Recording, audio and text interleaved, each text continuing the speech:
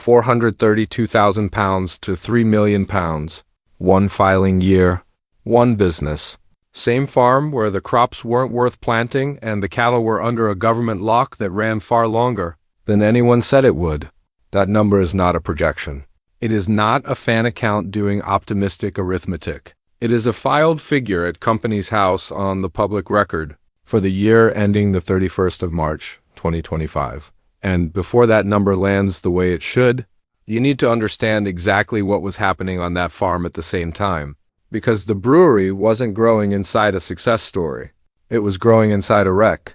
On the 31st of July 2025, Jeremy Clarkson, who bought Diddley Squat Farm in 2008 thinking he understood what farming involved, and has spent every year since discovering he did not, posted to X with the kind of bluntness that makes his audience trust him. Bad news from Diddley Squat. We've gone down with TB. One of his puppies had died that same morning. Now his cattle were testing positive for bovine tuberculosis, and he told Times Radio the process would run roughly 8 weeks. A retest, hopefully a clearance. 8 weeks. Here is what 8 weeks actually meant. In a Sunday Times column published in early 2026, months after that estimate, Clarkson wrote plainly, "We know for a fact we won't make money on wheat and barley. And we're still closed down with TB? Still closed down?" His words. Roughly 8 or 9 months after he told Times Radio it would take 8 weeks. Nobody ran a big update video on that gap. There was no dramatic reveal. It sat in a column that was mostly about something else. Most of his audience scrolled straight past it. But you should not scroll past it. Because a TB restriction is not a symbolic inconvenience. It freezes the buying and selling of cattle entirely while every other cost feed, fuel, labor, land, carries on arriving exactly as normal. A farm does not get a discount on its overheads because the government has frozen one of its revenue streams. Every single month of that restriction is a month of full costs against reduced income, and it ran for the better part of a year. The crop side wasn't doing any better.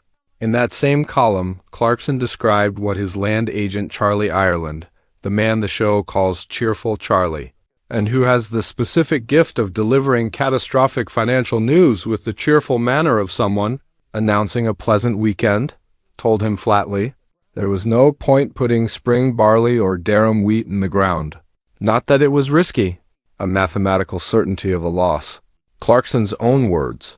So, if I grew wheat this year in the UK, where energy, labor costs, and taxes are extremely high, I'd be screwed. The mechanics of that are worth understanding because this is not mismanagement. It is structural. A poor harvest across northern Europe should have pushed grain prices up.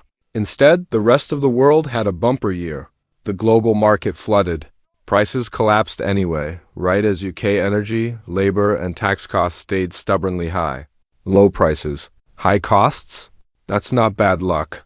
That's a trap. And it is the same trap tens of thousands of British arable farmers are sitting in right now, not just him. You probably know that feeling.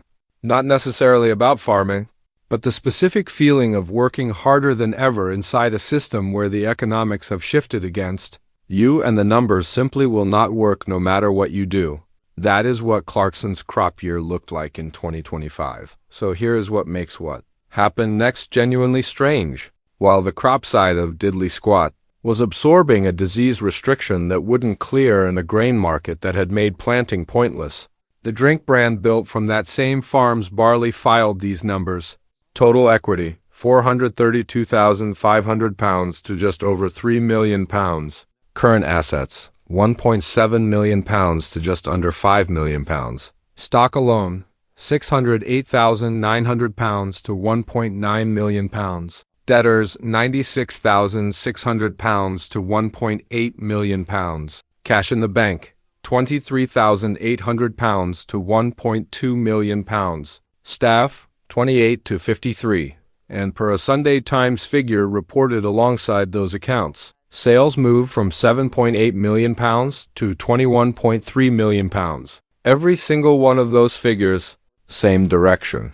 Same year the farm's crop division was, in the owner's words, guaranteed to lose money before a single seed went in. Now sit with what that actually means. The barley that was too cheap to sell as raw grain, the exact crop that Cheerful Charlie said wasn't worth putting in the ground this year, is the Same barley behind a brand that just tripled its sales and multiplied its equity nearly sevenfold. Clarkson did not outrun the bad year. He built a second business that turns the same raw material into something the commodity market would never pay for. Sell it as grain, and this year it loses money by design. Turn it into beer and the numbers move like that. That is not a clever observation. That is the entire thesis of what Hawkstone Brewery actually is, and the timing makes it harder to dismiss. Hawkstone was named the fastest growing private company in the Southwest and ranked 23rd nationally in the Sunday Times 100. Fastest growing companies list, up from 24th the year before. That ranking landed in the exact stretch where the farm was under a TB restriction and a crop season the owner himself had written off as unwinnable. One part of the operation was absorbing a genuine external shock. The other was accelerating past it. One detail worth flagging before you run your own arithmetic. Hawkstone currently falls under the small company filing threshold, which means the full margin picture, exactly how much profit sits inside every pint, is not public yet. We can tell you the direction because it is filed and on the record. We cannot tell you the precise number the brewery is keeping. Anyone who tells you they can is working from inference, not a document. The rest of the operation had its own pressure points, and it is worth being straight about them because they are part of what makes the brewery numbers land the way they do.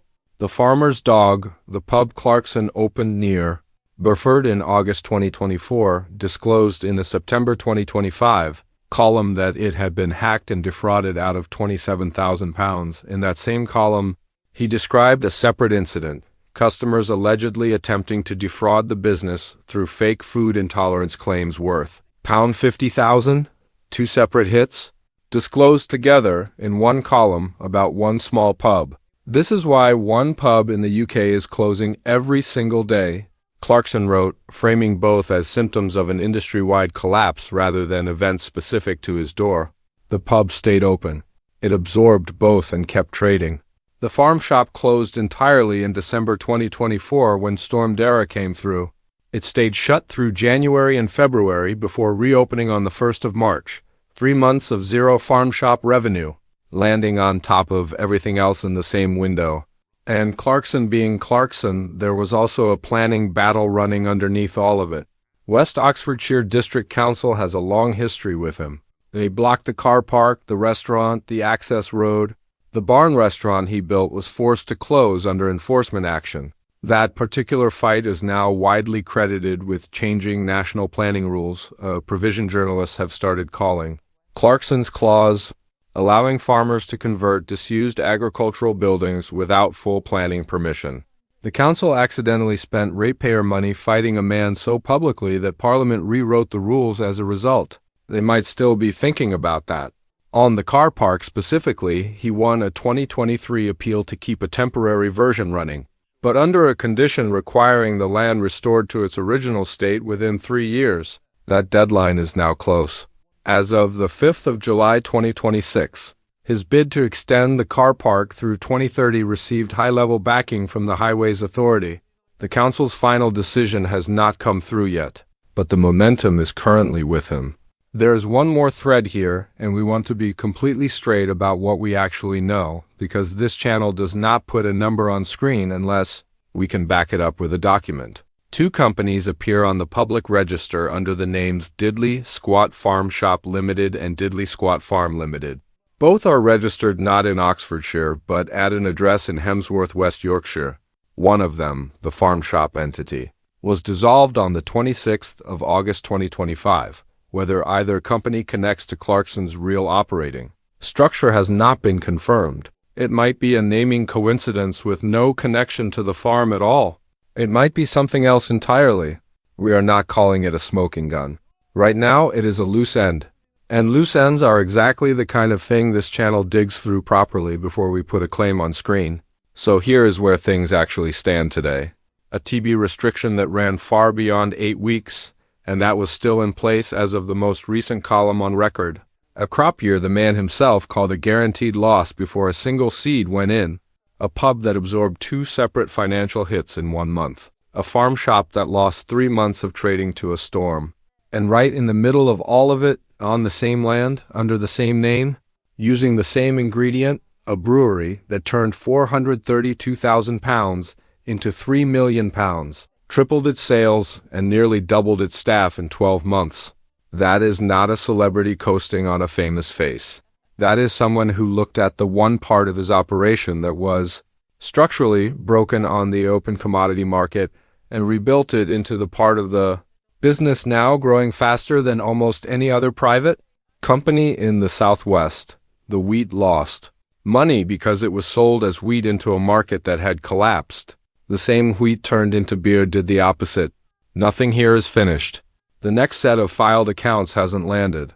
The council still hasn't ruled on the car park. There has been no public update on the TB status since that early 2026 column, so we genuinely do not know if the restriction is still running today. And the Yorkshire Registered Company remains an open question with no answer either way. One of those threads is going to break first. Tell us which one you want us to dig into, the council's car park ruling. The next Hawkstone filing or the Yorkshire Company nobody has explained yet. Drop it below and we will go through the documents ourselves.